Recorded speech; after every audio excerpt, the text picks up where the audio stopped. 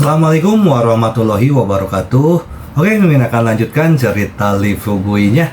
Tanpa berlama-lama, kita lanjutkan saja ceritanya. Tapi seperti biasa, bantu dulu tekan tombol likes. Terima kasih Tuan dan Nona. Gas. Bab 817-820. Kedua, itulah yang Ye Kang katakan, dan itu masih masuk akal. Ye Kang melihat Ye Xiying tanpa mengucapkan sepatah kata pun. Jadi dia buru-buru berkata kepada ayahnya, "Ayah, tolong cepat dan mohon pada kakek, kamu tidak boleh menghancurkan kakak Fei. Aku tahu kamu mungkin masih marah karena kakak Fei menyerangmu di depan umum. Tetapi kita semua adalah satu keluarga. Kakak Fei kira-kira seumuran denganku, dan kamu telah melakukan kesalahan. Jadi kamu harus memaafkanku, kan?" Di akhir kalimat, Ye Kang menangis. Melihat situasi ini, semua anggota keluarga menunjukkan kesedihan di wajah mereka. Orang tua dari keluarga Ye juga menghela nafas sedikit.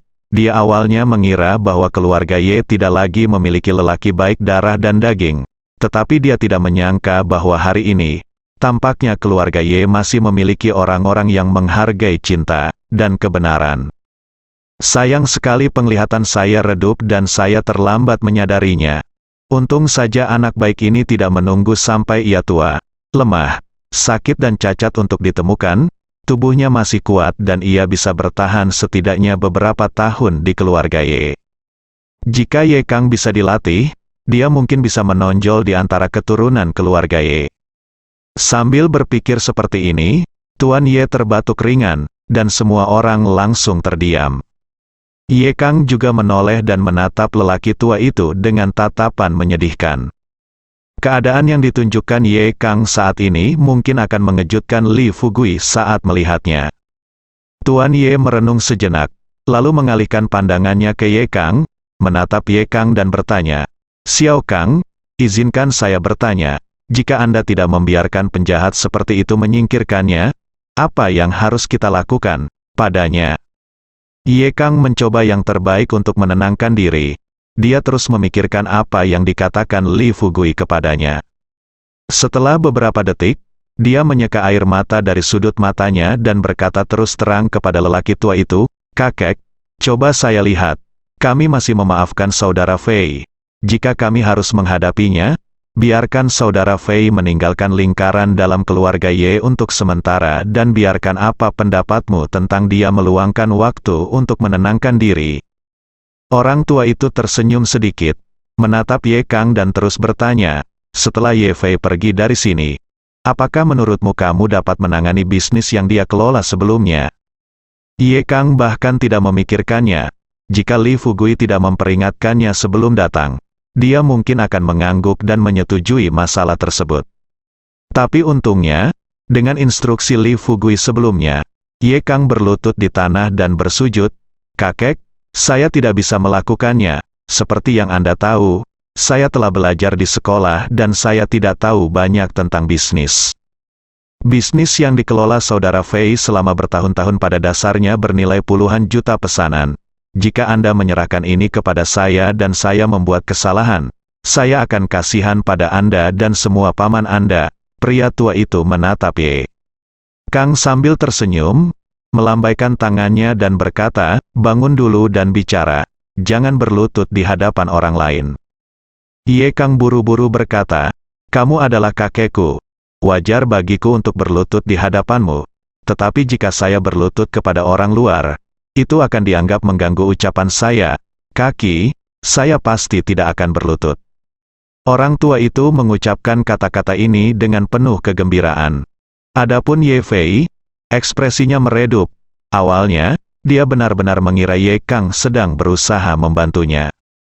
Namun setelah mendengar ucapan tersebut, samar-samar dia merasa bahwa semua yang dilakukan anak laki-laki ini sekarang hanyalah berpura-pura. Seperti kata pepatah, tidak ada tembok kedap udara di dunia. Orang tua dan tetua dalam keluarga kemungkinan besar tahu kapan terakhir kali dia berlutut di depan Lee Fugui. Sekarang Ye Kang mengatakan ini, bukankah ini sama saja dengan menekan dirinya sendiri? Sadarilah ini, Ye Fei tiba-tiba berbicara. Karena ada rasa sakit di mulutnya, dia tidak dapat berbicara dengan jelas. dia mengarahkan jarinya ke Ye Kang dan mengutuk, "Ye Kang, kamu berpura-pura, sial, aku." Ye Fei tidak melakukannya. Belum selesai berbicara, Ye Xiying panik dan dengan cepat menendang mulut Ye Fei. Meskipun dia tidak tahan, tapi memikirkan momen kritis ini, tidak masalah jika putranya terluka, paling tidak dia harus menyelamatkan nyawanya terlebih dahulu. Ye Fei jatuh ke tanah setelah menerima pukulan keras. Ye Xiying buru-buru berlutut di depan lelaki tua itu dan berkata dengan tulus, "Ayah, ini semua salahku. Aku tidak tahu bagaimana cara mengajar anakku, Tuan." Ye melirik ke arah Ye Fei yang terbaring di tanah, dan lalu berkata kepada Ye Xiying, "Kamu bangun dulu, aku bertanya pada Xiao Kang sekarang.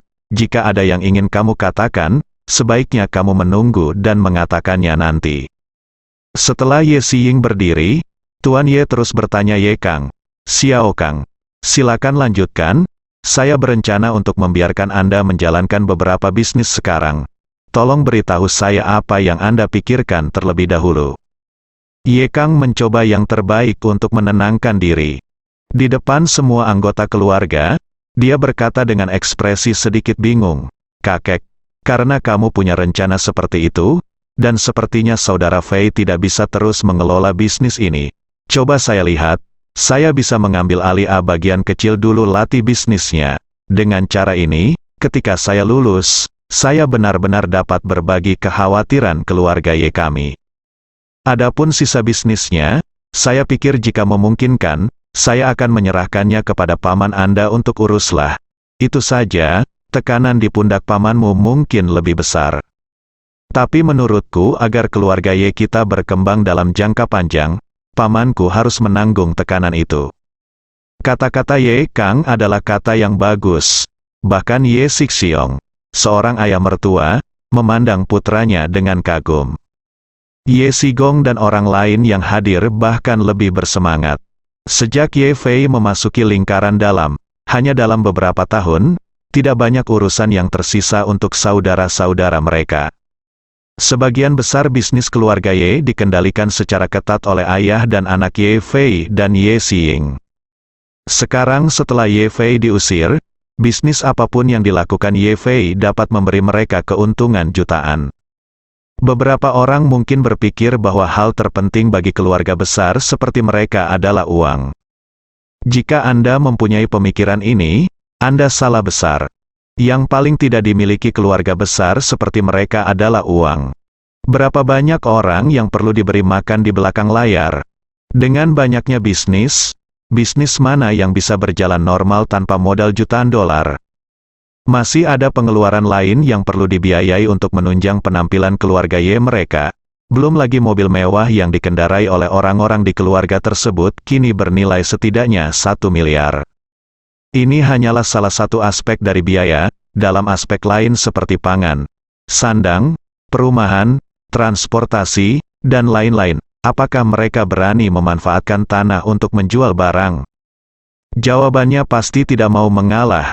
Begitu seorang keturunan keluarga Ye mengenakan pakaian lain-lain dan tidak memiliki lebih dari 1,8 juta yuan, orang-orang yang bekerja sama dengan mereka akan berpikir bahwa garis keturunan mereka tidak disukai dalam keluarga Ye dan memilih untuk bekerja sama dengan anggota keluarga Ye lainnya.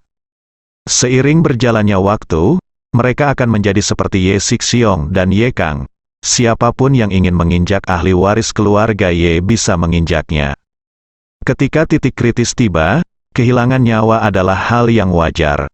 Oleh karena itu, bagi orang seperti mereka, menghasilkan uang adalah hal yang paling penting, dan yang lainnya hanyalah omong kosong. Tidak peduli seberapa besar tekanannya, apakah masih dapat menghancurkan mereka sampai mati? Dengan semua orang berpikir seperti ini, Ye Xigong dan yang lainnya melirik Ye Kang dengan kagum. Tuan Ye menghela nafas lagi dalam hatinya, cucu di depannya masih muda, berperawakan keras, tidak rakus akan uang, dan berakal budi. Meski ia juga mengetahui bahwa Ye Kang sengaja menyerahkan pengelolaan bisnisnya kepada para paman tersebut, yang ditengarai dapat merebut hati masyarakat. Tapi dalam keluarga besar, jika Anda bahkan tidak bisa memikirkan hal ini, penilaian Anda terhadap Ye Kang barusan pasti salah paham. Sambil berpikir seperti ini dalam pikiranku, orang tua itu bertanya sambil tersenyum, Xiao Kang, kamu sudah mengatakan ini. Jika aku tidak setuju, itu pasti tidak akan berhasil. Tolong beritahu aku, berapa banyak yang kamu rencanakan untuk diberikan kepada pamanmu untuk bisnis kejahatan ini? Tangan pria. Kali ini Ye Kang sebaliknya, dia menatap Ye Sixiong dengan sedikit malu. Setelah melihat mata Ye Kang, lelaki tua itu tertawa terbahak-bahak, lagi pula, dia masih pelajar di sekolah. Hahaha, oke, jangan lihat ayahmu lagi. Jika kamu punya ide, kamu bisa memberitahuku di depanku, bicara saja dengannya secara langsung. Apa yang akan dia lakukan? Apakah dia masih bisa membuat keputusan untukmu? Ye Sixiong sangat puas dengan penampilan Ye Kang hari ini.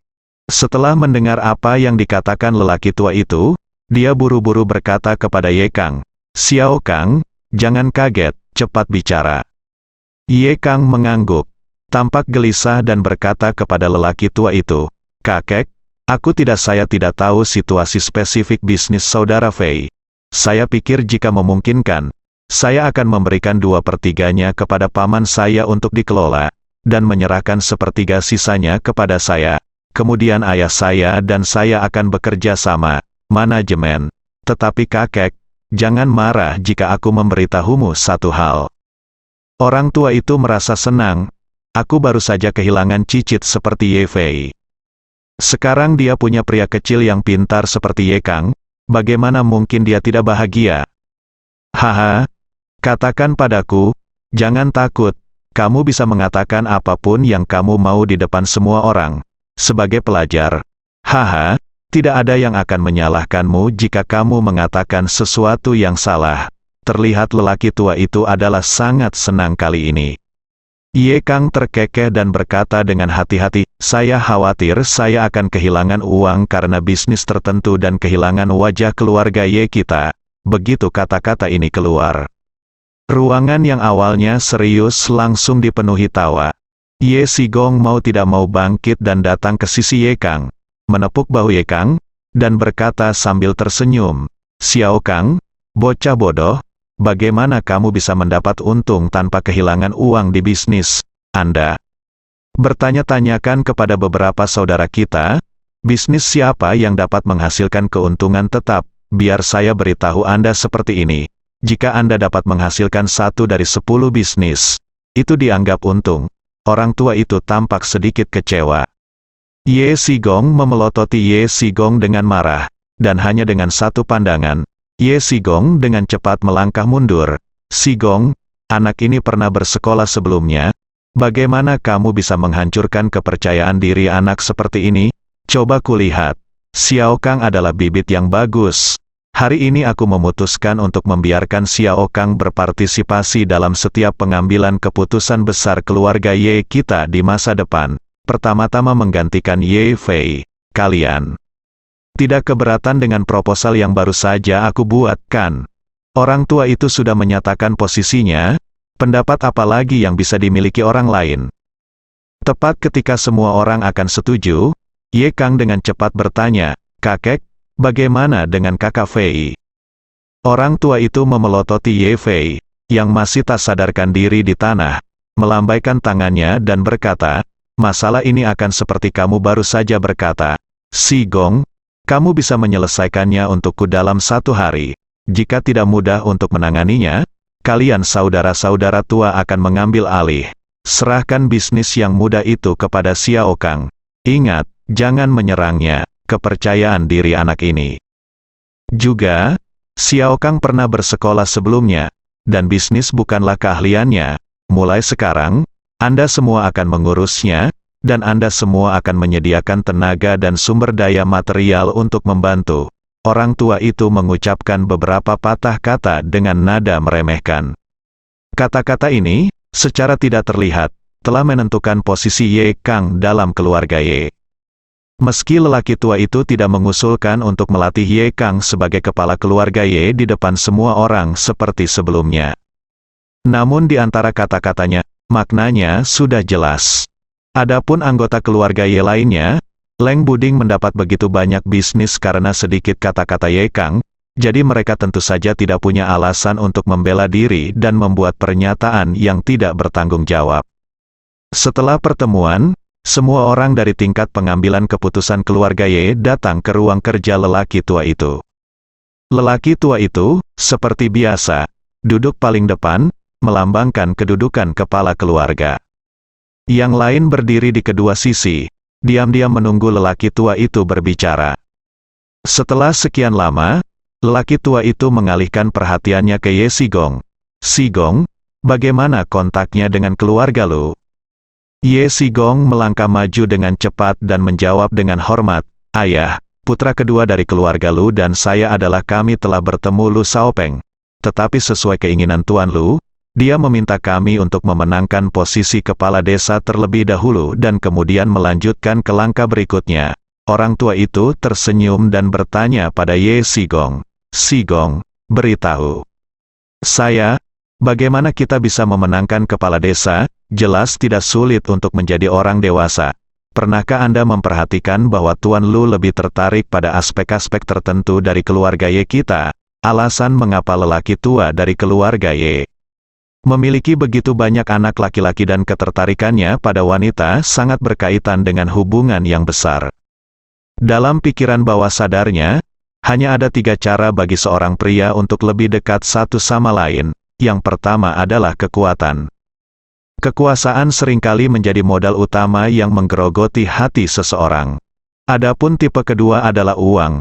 Namun bagi keluarga Lu, kekuasaan dan uang tentu tidak akan menggoda keluarga Lu. Lalu kita harus menemukan cara ketiga. Tidak ada keraguan bahwa itu adalah perempuan. Seperti kata pepatah, sulit bagi seorang pahlawan untuk menjadi cantik. Jika keindahan indah yang memanjakan mata dihadirkan kepada orang lain, bagaimana mungkin orang lain tidak tergerak? Selama hati pihak lain tergerak, hubungan antara keluarga Ye dan keluarga Lu di Beijing akan mengambil langkah lebih jauh. Ketika Ye Sigong melihat lelaki tua itu mengatakan ini, ekspresi wajahnya sedikit berubah. Memikirkan terakhir kali dia dan Lu Xiaopeng makan malam bersama, tidak sulit bagi Ye Sigong untuk melihat bahwa si idiot ini jelas-jelas berencana memanfaatkan putrinya Ye Rong. Yang terpenting Ye Sigong memahami karakter lelaki tua itu dengan sangat baik. Begitu dia menceritakan masalah ini, lelaki tua itu pasti akan memberikan instruksi tanpa ragu-ragu untuk memberikan Ye Rong kepada Lu Xiaopeng sebagai hadiah. Tepat ketika Ye Sigong ragu-ragu, tetapi tidak ingin Ye Xiying berdiri, dia merendahkan suaranya dan berkata, Ayah, setelah jamuan makan hari itu, saya mendengar apa yang dimaksud Tuan Lu. Setelah mengatakan ini, Ye Xiying melihat padanya dengan sedikit kegelisahan. Ye Sigong, melihat ini, Tuan Ye berkata dengan wajah datar, jika ada yang ingin Anda katakan, katakan saja. Mereka yang ada di sini sekarang adalah inti dari keluarga Ye kita, katakan saja dan kita bisa mengambil keputusan bersama. Ye Xiying berbisik. Ayah Tuan Lu pernah bertanya padaku tentang kesukaan Xiao Rong setelah makan. Orang tua itu sedikit mengernyit, menatap ke arah Ye Sigong yang tampak tidak senang, dan bertanya dengan dingin, Sigong, berita yang sangat penting, mengapa tidak kamu memberitahuku? Ye Sigong panik dan segera berlutut di tanah. Ayah, saya tidak begitu jelas tentang masalah ini, tapi saya mendengar bahwa Tuan Lu sepertinya menikah dengan keluarga Nangong di Beijing. Jika kita, meskipun Ye Sigong tidak menyelesaikan kata-katanya, maknanya ada di sana. Itu ada di permukaan, Lu Xiaopeng sudah menikah di ibu kota, sekarang Lu Xiaopeng telah datang ke kota Jiangnan untuk menangani masalah. Tidak masalah jika kita memberinya sesuatu yang lain. Tetapi jika Anda memberikan seorang wanita kepada Lu Xiaopeng, bukankah itu jelas-jelas menyinggung keluarga Nangong? Mereka berdua adalah keluarga besar, keluarga mana yang berani mereka sakiti? Ye Sigong berpikir bahwa masalah sulit yang dia ajukan dapat menyelamatkan putrinya. Tak disangka, setelah mendengar hal tersebut, lelaki tua dari keluarga Ye yang sepanjang hidupnya ingin berurusan dengan wanita itu justru mencibir dan berkata, pikiran, pernikahan antar keluarga besar pada dasarnya hanya formalitas. siapa yang punya perasaan sebenarnya terhadapnya? Itu, lagi pula, ayo belum lagi yang lain, kamu satu-satunya yang berpenampilan seperti anjing. Siapa yang berani bilang kamu tidak punya wanita di luar? Hah? Ronger adalah seorang penggoda wanita. Ini belum pernah terjadi sebelumnya dalam keluarga agar dia mengurus bisnis ini. Jika dia bisa menjadi wanita tuan Lu kali ini, saya bersedia melanggar aturan keluarga Ye yang telah berusia berabad-abad dan membiarkan Ronger memasuki lingkaran inti keluarga Ye kami. Ini kondisi yang ditawarkan lelaki tua itu sudah cukup membuat jantung Ye Sigong berdebar kencang. Meskipun Ye Rong mungkin hanya menjadi hiasan saat dia memasuki lingkaran dalam. Tapi begitu anak perempuan itu bisa masuk dari lingkaran ini, itu berarti hubungan antara anak perempuan itu dan Tuan Lu pada dasarnya sudah selesai. Bahkan jika Tuan Lu tidak tahu bahwa Mak Comblang itu akan menikahi putrinya, maka Ye Sigong diam-diam adalah setengah dari ayah mertua Lu Saopeng. Sambil berpikir seperti ini di benaknya, Ye Sigong berbisik, kalau begitu aku akan mendiskusikannya dengan Ronger ketika aku sampai di rumah. Begitu dia selesai berbicara, lelaki tua itu berkata dengan wajah serius, apalagi apakah kita perlu membicarakan hal semacam ini? Hah, sebagai ayah Ronger, jika kamu tidak bisa menyelesaikan masalah sepele seperti itu, apa gunanya bagimu? Hati Ye Sigong menegang. Dan dia dengan cepat berkata, ayah, ketika aku pulanglah aku pasti akan membiarkan Ronger melakukan apa yang kamu inginkan. Senyuman puas muncul di bibir Tuan Ye barusan, dan dia mengangguk, oke. Dan juga, pada tahap apa Ronger pergi ke desa Xiaoxi untuk menjadi kepala desa? Ye Sigong berkata dengan jujur, Bai Lin, desa saat ini kepala desa Xiaoxi ada syarat bagi Ronger untuk menjadi kepala desa, tetapi premisnya adalah dia harus pergi ke zona pengembangan untuk menjadi direktur. Tuan Ye sedikit mengernyit, berdiri dan berjalan di tanah untuk sejenak, lalu berkata sambil tersenyum lebar, haha, ini rencana yang sangat bagus, ayo, berjanjilah padanya, biarkan dia menjadi sutradaranya. Saat ini, Ye Xiying tampak terkejut dan berkata, ayah, biarkan gadis kecil ini menjadi direktur zona pengembangan Kabupaten Qinglong tidak berarti bahwa seluruh zona pengembangan akan diganti. Apakah distrik tersebut telah diserahkan kepada bajingan Li Fugui itu, Tuan? Ye berkata dengan tidak setuju. Itu hanya lelucon, saya sudah tahu tentang situasi Li Fugui. Bukankah anak ini menempati sebidang tanah harta karun Feng Shui dan mengandalkannya untuk terus berkembang? Ronger kita akan menjadi kepala desa. Jika saatnya tiba, kita akan mendapatkan tanah ini di bawah kekuasaan kita nama keluarga Ye, serta milikku yang misterius. Mari kita lihat apa lagi yang bisa dia lakukan untuk menjadi sombong, pukul aku. Tanpa kesombongan Li Fugui, hanya Bai Lin yang tersisa. Bukankah itu berarti kita tidak bisa mengeluarkannya? Meskipun Ye Xiying masih merasa sedikit tidak nyaman di hatinya, namun melihat wajah percaya diri lelaki tua itu, dia tidak berani bertanya lagi. Setelah rapat internal, Tuan Ye juga kembali memuji Ye Kang di depan semua orang. Waktu berlalu ke hari berikutnya, Ye Kang kembali ke sekolah dan mengeluarkan kartu langsung dari tubuhnya begitu dia memasuki asrama. Dia dengan senang hati menyerahkannya kepada Li Fugui. Saudaraku, ambillah.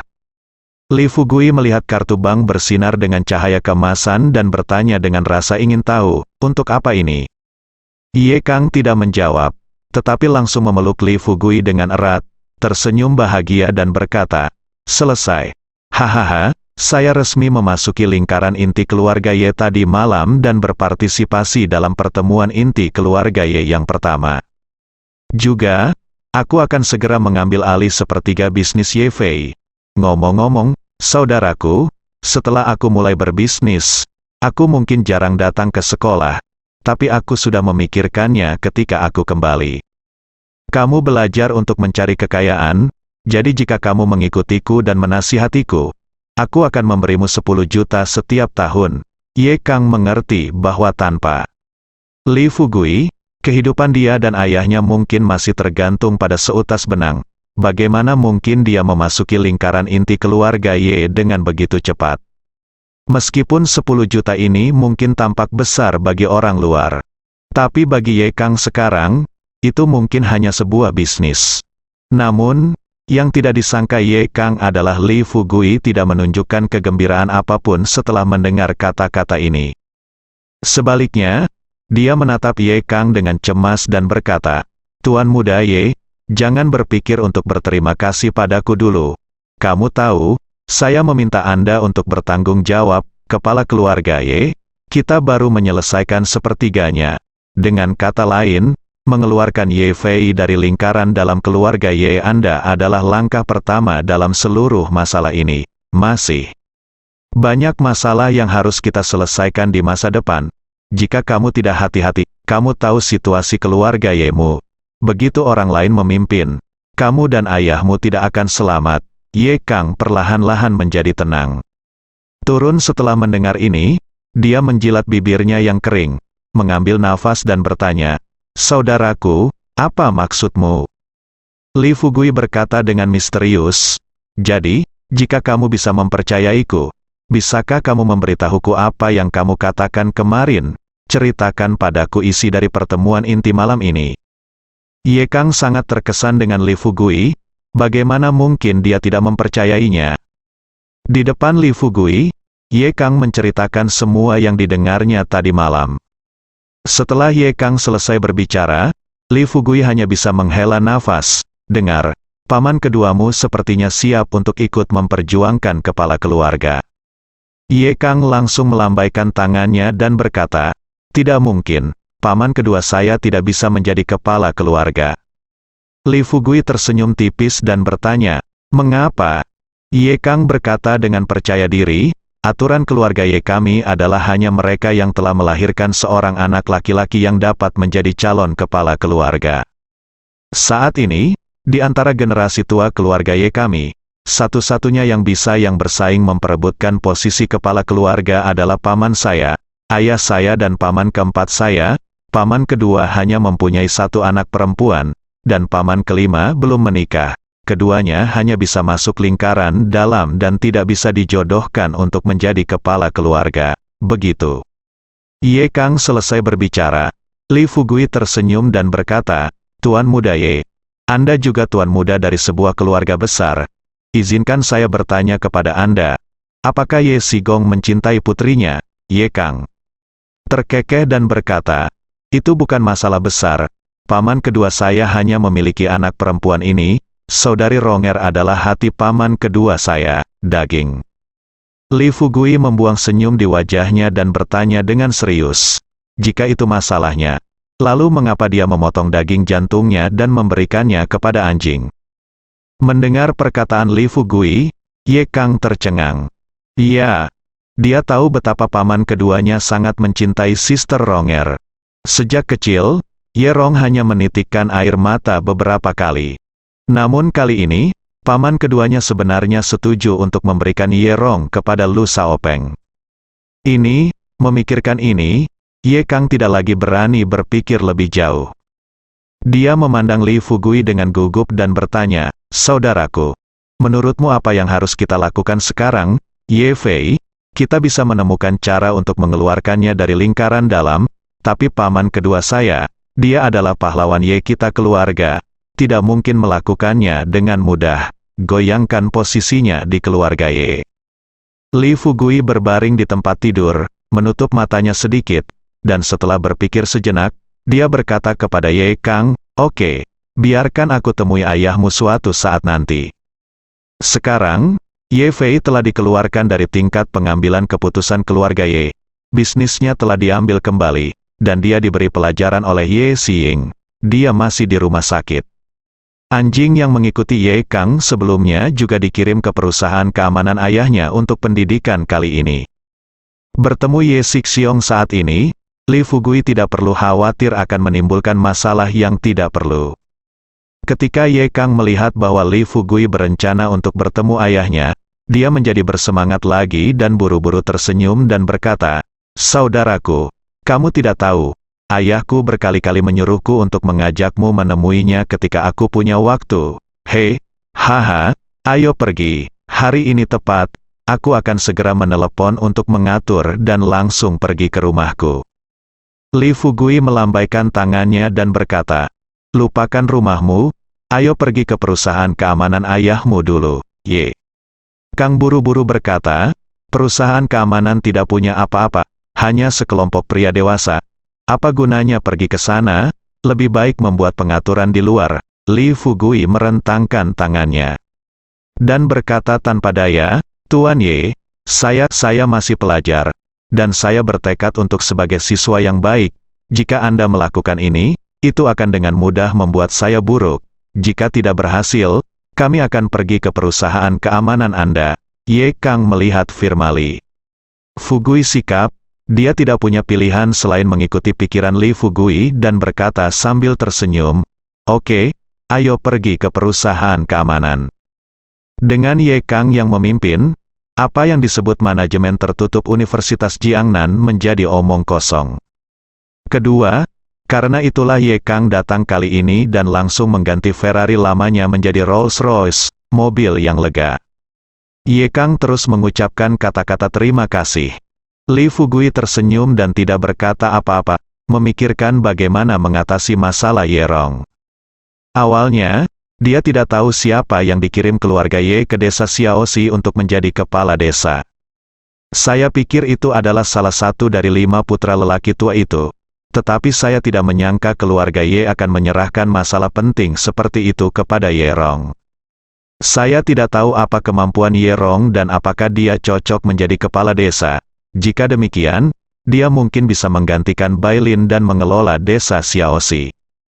Setelah memikirkannya sekitar 40 menit, Li Fugui dan Ye Kang muncul di pintu perusahaan keamanan. Begitu Li Fugui turun dari mobil, Ye Sixiong, yang telah menunggu di depan pintu perusahaan selama 7 atau 8 menit, bergegas maju. Ketika dia melihat pemuda di depannya masih memiliki wajah kekanak-kanakan, Ye Sixiong bahkan lebih terkejut lagi. Untunglah Ye Sixiong tidak berbincang mendalam dengan Li Fugui karena banyak orang di sekitarnya. Ia hanya bertukar kata lalu menyambut Li Fugui di kantornya. Begitu dia keluar dari kantor, Ye Sixiong dengan penuh semangat memegang tangan Li Fugui dan berkata dengan rasa terima kasih, adik. Akhirnya aku melihat wajah aslimu.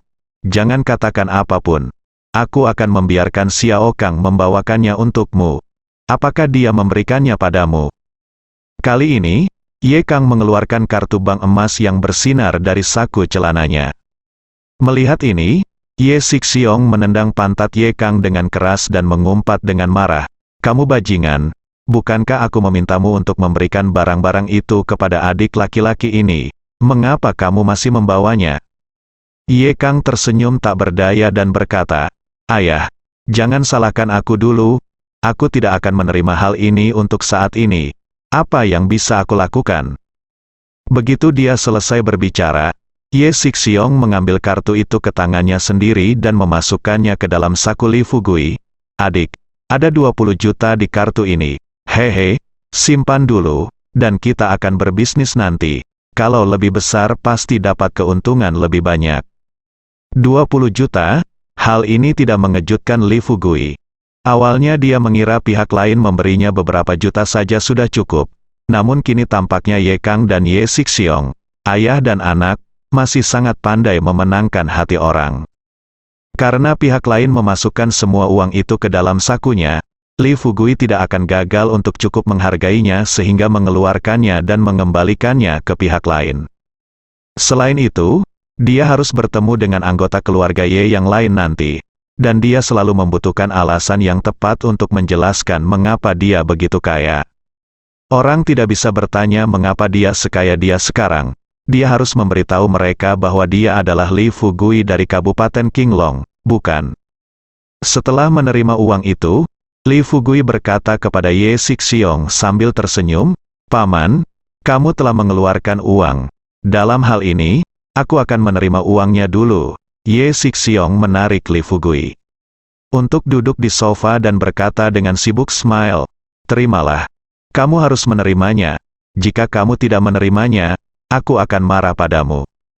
Li Fugui mengangguk sambil tersenyum.